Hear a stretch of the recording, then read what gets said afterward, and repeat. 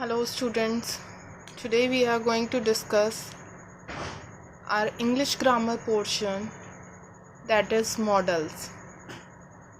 We have already discussed about the articles. Now the second topic is modals. In today's lesson, first of all we will all come to know that what is modals or what are modals and how they use it in our journal life or in our grammatical portion. Then first of all we have to come to know about the definition of modals, that is, see, they are the verbs which is used with another verb to express an idea such as possibility, permission, certainty, etc. They are just a kind of auxiliary verbs. Auxiliary verbs means they are just like our helping verbs. The verbs like can, could, may, might, will, would, shall, should, these all are called modals verb, or we can say also modals. Dare, need, ought to and used to, they are often called semi-modals. That means we have categorized modals in two parts, that is the main or the semi-modals. In this video we will discuss about our first modal verb, that is can. Now what is can? Can is used in so many types, and now we will discuss its first type. And the first type is physical or mental ability. See, what you understand by physical or mental ability? If a person body is actively participated in anything or in a particular task, that is our physical ability, that we are able to do something. And when our brain is actively participated in particular task, that means this is our mental ability. The structure of this particular, while we use can, the structure will be subject plus can plus verb first form. See, here you have to note down one thing, that all the modals verb always carry first form of the verb. So the structure is subject plus can plus verb first form and the other words. Let's take an example. You can speak English.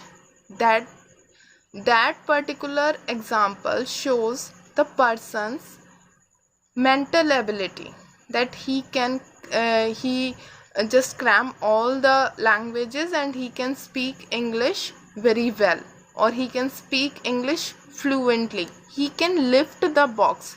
This is our second example, and this example shows that a person is physically able to lift up the box. I can play basketball.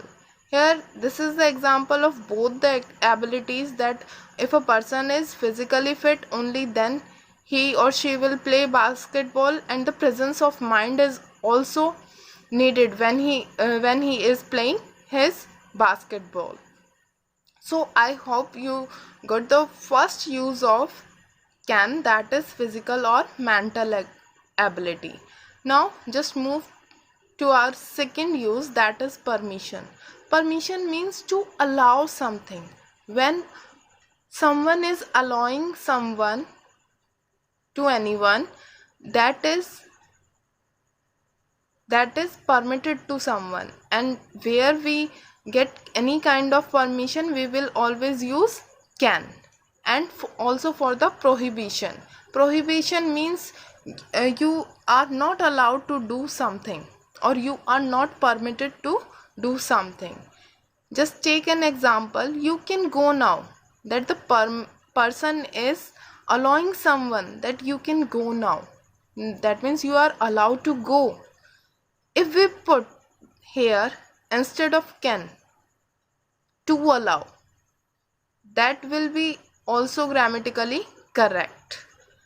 But always when we use can, we always follow it in an informal way. Now, let's see what is the difference between formal and informal communication or talking.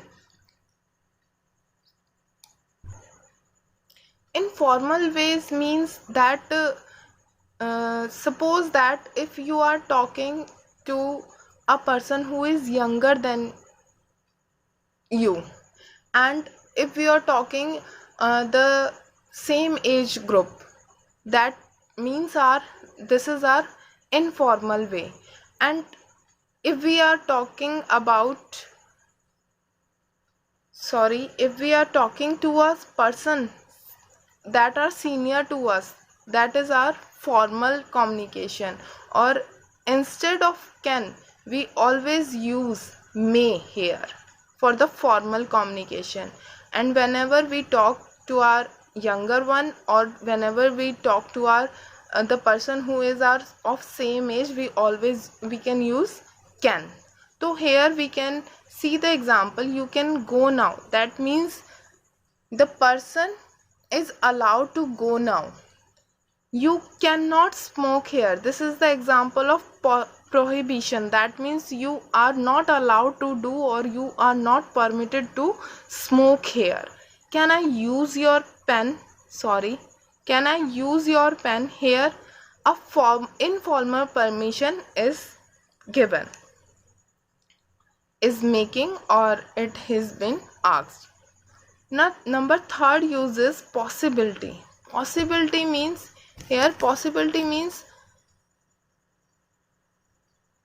that means only a chances of 60% that might be possible or might not be possible. Just like, take an example, it can rain today. That means not sure about the rain, that it will happen or not.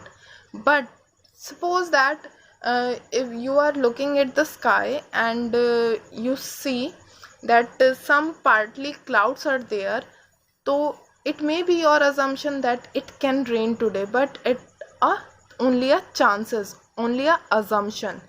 Alcohol can cause cancer, but not in the case of everyone.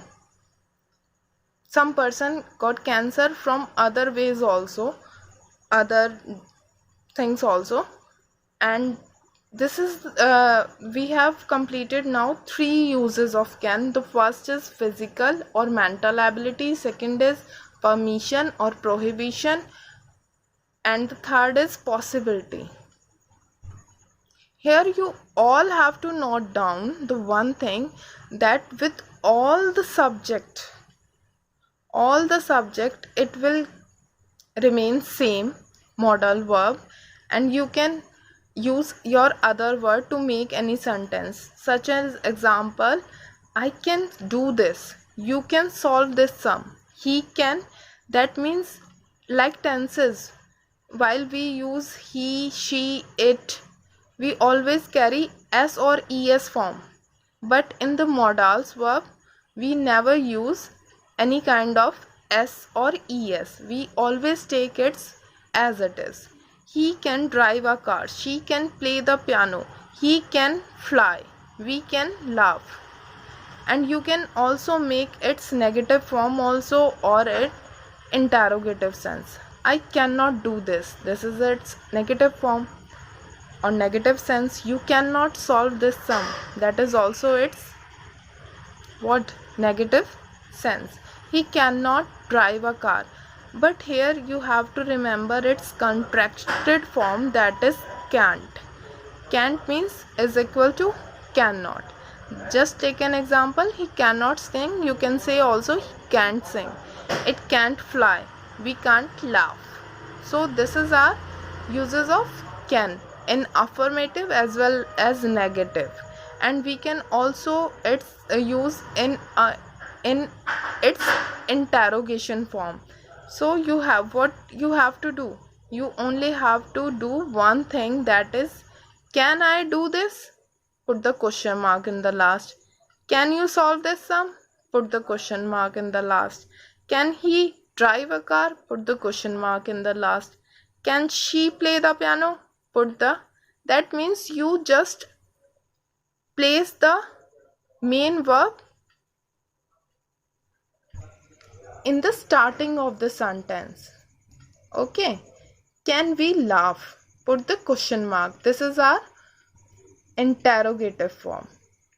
Now move to our fourth type, that where we use can. In journal truths, the things which are journally true, we can also use, or we can also structure a sentence with the help of can. Just take an example. Exercise can help to reduce stress. Electricity can be dangerous. There are many more examples that everyone can make mistake. That means they are journal. I hope now you are able to understand the what is can and where to use it, and do practice of it. Try to make at least 20 sentences of with the use of can. Thanks for watching the video.